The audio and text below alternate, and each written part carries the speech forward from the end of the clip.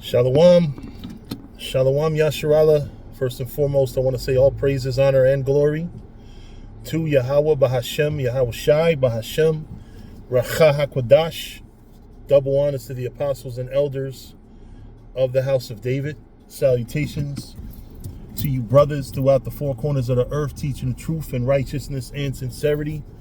To you Israelite foreigners, come back home to the truth. To those that passed on serving the Lord, the dead in Yahweh Shai shall arise first. To you sisters who believe, keep encouraging and supporting your brothers who out here teaching this truth, and always commemorate the sister who washed Yahweh Shai feet when you read the scriptures. I wanted to talk to y'all about something that people do in general, we do in this truth, and sometimes it calls for it, sometimes it don't. As usual, the motivation for this conversation comes from social media. Last night, I had gotten tired. There's this same meme or post that I'm seeing all over social media where it says, what do you call it when you're not suicidal but you don't want to be here no more? So I posted it on my page and I said, the problem that I have with this post is you're saying you're looking for a different way to word the same thing. You don't want to be here no more. That's suicidal.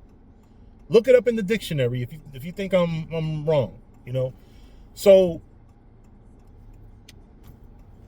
as if clockwork, here comes the black woman thinking she's going to outsmart a person who's almost 100% given their life to understanding words and verbiage and the meaning of words. Like, you couldn't pick a worse person to argue not etymology. What's the semantics with? So she's sitting here telling me, no, it's different. Suicidal is when you act on it. No, suicidal is when you thinking about it. I don't want to be here no more means somehow, some way, I want to leave this earth. Now, unless you're going to be saved, and unless you have a good reason to believe you're going to be beamed up in the chariots, you're talking suicidal. I don't want to be here no more, but I know that I have confidence and faith that my Lord is going to crack the sky open and save his people, and Lord willing, I'm one of his people. And me and mine and the sincere, genuine brothers throughout the four corners of the earth and sisters. Can't forget them. But this chick was so caught up in trying to outsmart me. And then she said, when she couldn't outsmart me, she said, oh, we can agree to disagree. The problem is, agree to disagree is me and Shem are arguing over sports. Right? Me and that brother have to agree to disagree all the time. We have to agree to disagree about music, because my favorite rapper is not his favorite rapper.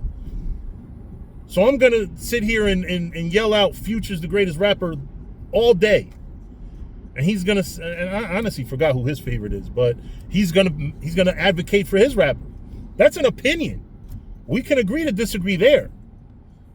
But if I have rock solid facts, how do you disagree with the dictionary definition of what whatchamacallit, the dictionary definition of what is it to be suicidal? I mean, I literally went to Merriam-Webster. Fortunately, I have it in my phone. I copied and pasted the definition. It says of or relating to suicide. So yeah, it's not actually killing yourself. It's thinking about it. Suicidal thoughts. There's also another word that also means like you're contemplating. So listen, whether or not you're actually thinking about killing yourself, you don't want to be here anymore. And then I had a couple other people that commented and said, well, hey, listen, I hate it here, myself. But I said, listen, hating it here, right? I can hate a condition, but I don't want to leave the condition.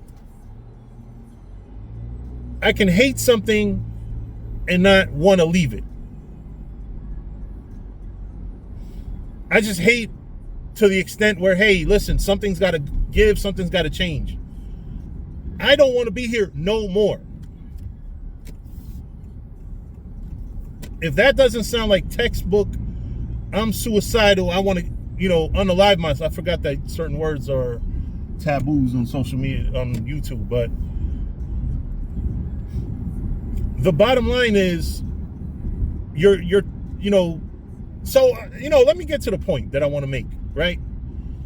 Ultimately, the point is, in this truth, we do a lot of that shit. We play semantics when we don't have to play semantics. I was talking to a brother one time. I had to kind of tell him, like, yo, bro, it's really annoying when you're constantly shooting brothers down when they say something, because what I notice on social media is that people play semantics to pinpoint a point that they want to make, for no fucking reason. I remember one time I saw a movie that had, I think his name is Jason Bateman. Now, Jason Bateman in every other movie that I've ever seen him in is a fucking dork. There's nothing cool about this guy. He's a dork, right? If I remember right, he was the guy in the Hogan Family. He was in the movie Couples Retreat. He's been in a few movies. I know, I'm very well aware. Even if I don't got the name right, I know who I'm talking about here. He's not a gangster. He's not violent. There's no movie that he's ever had that I've seen. I wasn't ready for this movie that he did where he was in an airplane and he was setting up bombs to kill people, to unalive people and all that. So I posted on social media, and this chick that somehow, some way, I'm looking to try to become a teacher. She is a teacher, and she's sitting here saying, oh, because the post said, oh, I wasn't prepared to see Jason Bateman as a gangster. She commented saying, oh, he's not a gangster. He's more of a smart criminal. You look up in the dictionary, a gangster is pretty much like not too far from a smart, like you're just trying to come up with the perfect wording to fit what you want to say Jason Bateman was in that movie. So you shoot down what I'm saying and in favor of what you saying. You want him to be a smart criminal. It's the same fucking thing. And it borderline makes me think that reading isn't for everybody. All this reading in English and reading comprehension that we're teaching people, we shouldn't be teaching everybody, because everybody is not meant to study poetry and things like that. Perfect example, look how much brothers use the word technically. Because of so many brothers and sisters that have learned literature and poetry, we use words like literally and technically way too much. Some people just probably wasn't meant to learn how to read. So now we have a bunch of people that all know how to read, and they know that certain words might have different literary devices and different synonyms, homonyms, words that mean something similar.